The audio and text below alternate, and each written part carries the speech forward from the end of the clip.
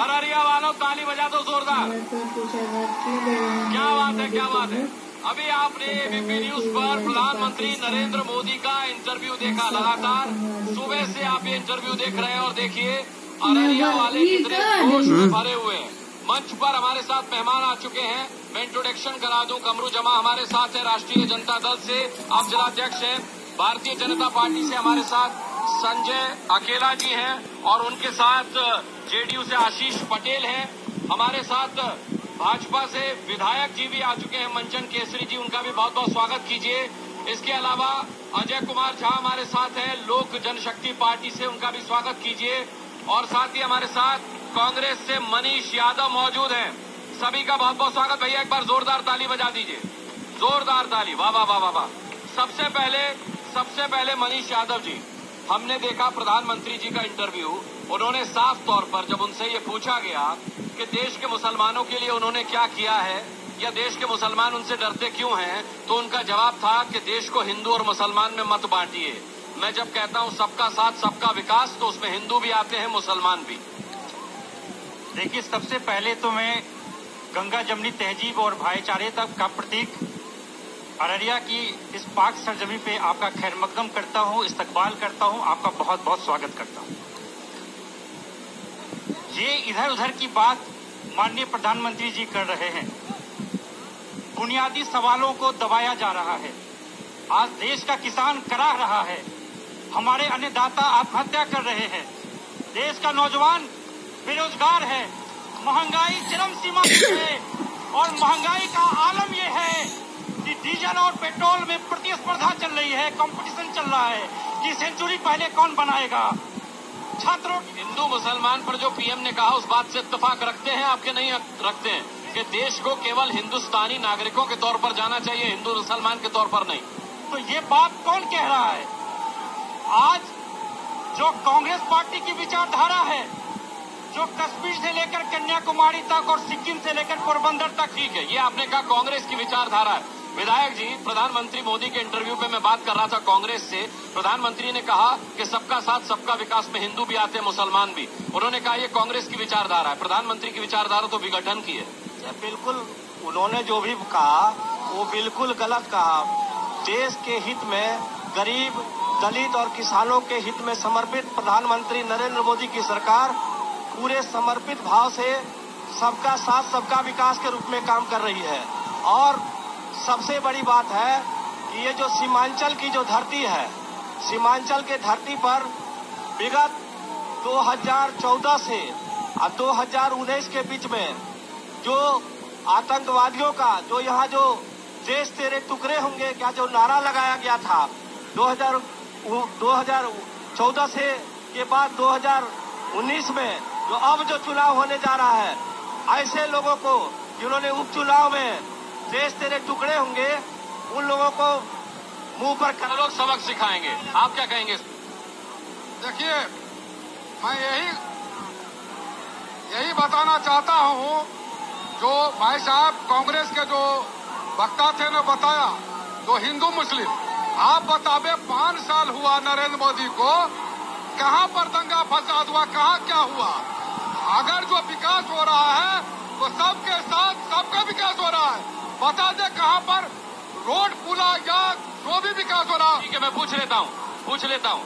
ये कह रहे हैं सबका साथ सबका विकास, पीएम सिर्फ कह ही नहीं रहे बल्कि सबका साथ सबका विकास कर भी रहे।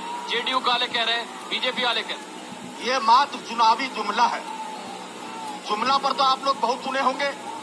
सबका साथ सबका विकास मात्र चुनावी जुमला है, सच्चाई हकीकत कुछ भी नहीं है। सीमांचल की धरती बाढ़ से प्रभावित है, सीमांचल की धरती बाढ़ से त्रस्त है, सीमांचल की धरती पलायन से त्रस्त है। यहाँ के लोग आप ट्रेन स्टेशन पर जाइए, सैकड़ों हजारों के लोग पलायन के मुद्रा में होते हैं। ईद, बकरीद, दुर्गा पूजा, दीपावली। आपने पीएम का इंटरव्यू देखा जो एबीपी न्यूज पर आया है, उसमें उन्होंने कई बातें साफ की हैं, अपना नजरिया साफ किया है हिंदू मुसलमानों को लेकर, राम मंदिर को लेकर, और जो जो वादे बीजेपी ने किए थे 2014 में उसे लेकर के, उस पर क्या कहेंगे? अच्छा, आप भैया आपके नेता बोल रहे हैं तो सुन लो। ये तो आप ही के नेता हैं, आरजेडी वालों जरा सुकून से सुन लो भैया, अपने नेता को तो सुन लो। मैं जो बोला चुनावी जुमला, हर 2014 के इलेक्शन में 15 लाख सभी के खाते में, 2 करोड़ रोजगार कहाँ चले गए? फिर ये चुनावी मौसम में फिर मुकर जाएंगे, फिर कहेंगे ये तो चुनावी जुमला था, फिर कहेंगे चुनावी जुमला था। इंटरव्यू को भी एक चुनावी जुमला बताने की कोशिश की जा रही है। देखिए, यह जो हिंदुस्तान क्या पूरे विश्व के लोग जो है नरेंद्र मोदी जी को एक सच्चे और ईमानदार प्रधानमंत्री के मामले में अपना गुरु मान चुके हैं और भारत का जर्रा यह जान रहा है कि नरेंद्र मोदी जी विभिन्न क्षेत्र में जो एक मिसाल कायम किए हैं, वो हिंदुस्तान क्या पूरे विश्व में ये चर्चा का विषय है। और ये कांग्रेस वाले को कुछ सूझता नहीं है, कुछ दिखता नहीं है। यह जो है घोटालेबाज कांग्रेस, देश विरोधी को साथ देने वाला कांग्रेस, ये कांग्रेस को हम फटकार देते हैं, ये दूसरे को चोर कहते हैं। ये कांग्रेस का जीजा साला दोनों चोर है। जिसको जय हिंद, वंदे मातरम, भारत माता की जय कहने में सर्व का एहसास होता है, वो मोदी जी को क्या चुनौती दे सकता है? हर हर मोदी। ठीक है, आप क्या कहेंगे जेडीयू की तरफ से? हम नीतीश कुमार के सच्चा कार्यकर्ता हैं। हमारा यही कहना है कि न्याय के साथ विकास, हमारे जो नेता हैं न्याय के साथ विकास किए हैं और बिहार के जन जन में उनका कार्य बोलता है नीतीश कुमार का। ठीक है भैया, शांत हो जाओ, मैं आपके पास आऊंगा। शांत हो जाओ, मेरी आवाज नहीं सुन पाओगे, मैं आपकी बात नहीं सुन पाऊंगा। सवाल लूंगा लेकिन शांत हो जाओ। पहले शांत हो जाओ भैया, शांत हो जाओ, शांत हो जाओ, शांत हो जाओ, शांत हो जाओ भैया, शांत। देखो, आज प्रधानमंत्री नरेंद्र मोदी ने एबीपी न्यूज को इंटरव्यू देते हुए कहा है कि 2014 से ज्यादा अपनी लहर उन्हें 2019 में नजर आ रही है। क्या कहना है? माइक मत पकड़ो, माइक मेरे हाथ में रहने दो, लीजिए। आखिर कोसी सीमांचल की जनता कब तक जात पात की राजनीति करेगी? विकास की राजनीति क्यों नहीं? रोजगार की राजनीति क्यों नहीं? सर, हम लोग डिग्री बिहार में 5 साल में, मधेपुरा यूनिवर्सिटी में डिग्री 5 साल में पूरा किया जाता है। आराम से आऊंगा। हमको मेडिकल कॉलेज, इंजीनियरिंग कॉलेज और हवाई अड्डा और हम लोगों को वेटरनरी कॉलेज, मोदी जी मुद्दे पे आइए। मैं ये कहना चाहता हूँ कि विपक्ष कह रहे हैं 70 साल में काम नहीं हुआ। मैं ये कहना चाहूंगा कि आप गाँव चलिए, वहाँ पे सड़क बना, रोड बना, बिजली हुआ, 5 घंटे रोड। आराम से, माइक मत पकड़िए, आराम से, सबके पास आऊंगा। अररिया जिला का है यही पुकार, एक बार मोदी सरकार, हर हर मोदी। अररिया की यही पुकार, एक बार फिर मोदी सरकार। लेकिन एबीपी न्यूज में हमने जो सर्वे दिखाया था, 17 में से 16 सीट उस सर्वे में बीजेपी जीत रही है, 1 सीट हार रही है, और वो ये अररिया की ही। सुनिए, पिछले बार भी हम अररिया से हारे नहीं थे। 4,47,000 वोट लाए थे जोकीहाट में और अररिया में। वो सिर्फ गलत वोट, 40,000 वोट वहाँ और 10,000 वोट जो है अररिया में बोकस बोल कराया गया था। इस बार इन लोगों को सबक सिखाएंगे और आपको विश्वास दिलाते हैं कि 1 लाख से ज्यादा बल से अररिया में भारतीय जनता पार्टी का परचम लहरेगा। और जो लोग देश के टुकड़े होने का जो नारा देते हैं, इनके गाल में थप्पड़ लगेगा इस बार। ठीक है, कांग्रेस के पास जाऊंगा। भैया ये बताइए कि यहाँ पर अररिया में एक बार फिर मोदी सरकार के नारे लग रहे हैं। हमने अपने एबीपी न्यूज के सर्वे में दिखाया कि बीजेपी अररिया हार रही है, लेकिन प्रधानमंत्री मोदी ने आज एबीपी न्यूज को दिए इंटरव्यू में कहा है कि 2014 से ज्यादा बड़ी लहर उन्हें अपने नाम की 2019 में नजर आ रही है। देखिए, कमोवेश ऐसे ही हालात 2004 में थे, जब पूरी दुनिया कह रही थी, सारे सर्वे कह रहे थे कि वाजपेयी जी की सरकार दोबारा आ रही है। और आज से कहीं ज्यादा प्रमोद महाजन मोदी जी से ज्यादा मार्केटिंग और ज्यादा बड़े कलाकार थे, और वो ये कहते थे इंडिया शाइनिंग और भारत उदय, पता नहीं क्या क्या कहते थे। लेकिन जब नतीजे आए तो कांग्रेस के नेतृत्व में यूपीए की सरकार बनी। आज जो हालात है, जो देश के हालात हैं, वो इस बात की तस्दीक करता है और महसूस यूं होता है कि दौरे तबाही है। शीशे की अदालत है पत्थर की गवाही है। दुनिया में कहीं ऐसी तहरीर नहीं मिलती जहाँ कातिल ही मुहाफिज है, कातिल ही सिपाही है। ठीक है, इधर पीछे लोग बड़े संयम के साथ खड़े हुए हैं, आपसे बात करूंगा, बोलिए। नरेंद्र मोदी पीएम बनेंगे पुनः। उनका एक ही मिशन है, सबका साथ सबका विकास। जिस तरह पूरब में सूरज उगना तय है, उसी तरह नरेंद्र मोदी का प्रधानमंत्री बनना तय है। किसानों के बारे में आज तक कोई नहीं सोचा, सिर्फ नरेंद्र मोदी सोचे। महिलाओं के दुख दर्द को कोई नहीं समझा, घर घर गैस नरेंद्र मोदी पहुंचाए। पुनः नरेंद्र मोदी पीएम बनेंगे और अररिया का विकास होगा। हम लोग प्रदीप सिंह को भारी से भारी माइक नहीं पकड़ना, माइक नहीं, अपने आप बोलिए। कांग्रेस के प्रत्याशी से सवाल है, कांग्रेस के हमारे मनीष भैया से सवाल है कि जिस तरह यूपी में लोग अकेले लड़ रहे हैं, बिहार में 9 सीट पे लड़ रहे हैं, अगर पूर्ण बहुमत की आती है तो प्रधानमंत्री कौन बनेगा? सर आराम से भैया, आराम से, आराम से। माइक मत पकड़िए, मैं ला रहा हूँ ना, बोलिए बोलिए। सर, कांग्रेस के प्रवक्ता से मेरा सवाल है, इनका जो घोषणा पत्र आया है उसमें देशद्रोही बातों क्यों की गई है? धारा 124A को हटाने की बात क्यों की गई है? क्या ये देशद्रोही वाला मामला नहीं बनता है?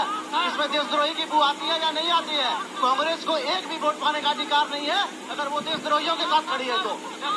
सर, बीजेपी के कार्यकर्ता से मेरा सवाल है कि देश के विकास के लिए सबसे अहम चीज क्या है? शिक्षा। तो शिक्षा को आज जितनी यूनिवर्सिटी है, क्या यूनिवर्सिटी में टाइमली एग्जाम लिया जा रहा है? विद्यार्थी के लिए कोई चीज दिया जा रहा है? उसके जिंदगी के लिए कोई सोच रहा है?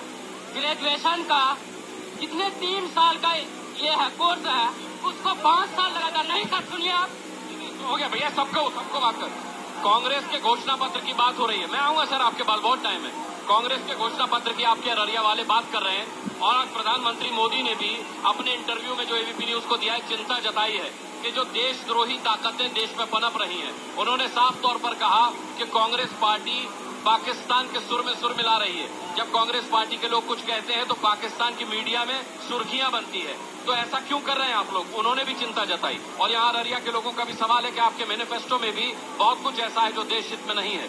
देखिए, ये जो 124A जो भारतीय दंड संहिता के ये जो सशस्त्र बल विशेषाधिकार ये जो मैनिफेस्टो में हमने डाला है, इनको पता होना चाहिए कि 2014 के मैनिफेस्टो में भारतीय जनता पार्टी ने यही बात कही थी। और सबसे बड़ी बात है, इसको गलत तरीके से फैब्रिकेट किया जा रहा है। उसमें किसी देशद्रोही की बात नहीं है, उसमें किसी को जानबूझकर बिना इंक्वायरी किए हुए किसी के ऊपर ये कानून थोपने की बात है। इसमें किसी भी प्रकार के देशद्रोह की बात नहीं है। और ये मैनिफेस्टो में जो स्वयं 2014 में भारतीय जनता पार्टी ने सरकार ने रखी। ठीक है, मैनिफेस्टो पर सवाल उठाया तो उसका जस्टिफिकेशन वो देने की कोशिश कर रहे हैं, लेकिन प्रधानमंत्री सवाल तो उन्हीं से उठेगा जब उनकी मैनिफेस्टो पर बात आई है। मोदी जी ने भी आज अपने इंटरव्यू में देशद्रोही ताकतों पर सवाल उठाए। उन्होंने कहा देश में रहकर ऐसी बात नहीं होनी चाहिए कि पाकिस्तान वाहवाही करे।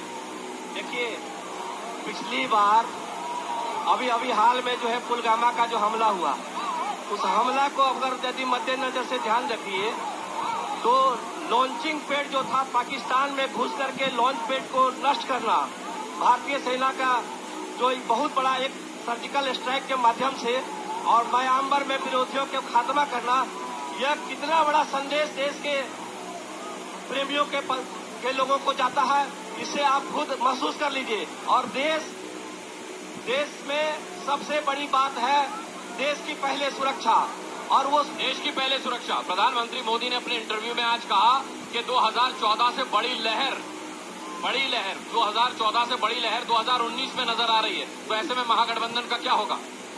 कोई लहर नहीं है, सिर्फ वादे का लहर है। वादे के अलावा कोई लहर ही नहीं है। अगर वो मुंगेरी लाल के सपना देख रहे हैं तो वो भूल जाए। जनता सबक सिखाने के लिए तैयार है, बेरोजगार सबक सिखाने के लिए तैयार। आम आदमी पार्टी वाले भी यहाँ खड़े, उनसे भी रिएक्शन ले। देखिए, देश को खतरा जो है हिंदू मुस्लिम से नहीं है। यहाँ मंदिर मस्जिद नहीं चाहिए, यहाँ शिक्षा चाहिए, यहाँ पर रोजगार चाहिए, यहाँ महिला सुरक्षा चाहिए। इसीलिए यहाँ आपस में माहौल खराब करने की कोशिश की जा रही है। ये भी बहुत सुलझा हुआ इंटरव्यू था प्रधानमंत्री नरेंद्र मोदी का। हर सवाल का जवाब उन्होंने उसमें देने की कोशिश की। आपने अररिया की जनता और यहाँ के राजनीतिक नुमाइंदों की भी बात सुनी और साफ तौर पर आपने देखा कि यहाँ के लोग इस इंटरव्यू के बारे में क्या राय रखते हैं। बहरहाल आज अररिया से प्रधानमंत्री मोदी के इंटरव्यू पे हमने रिएक्शन लिया। अररिया से कौन बनेगा प्रधानमंत्री में आज इतना ही। सोमवार को फिर मुलाकात होगी 7 से 8 बिहार के सुपौल से।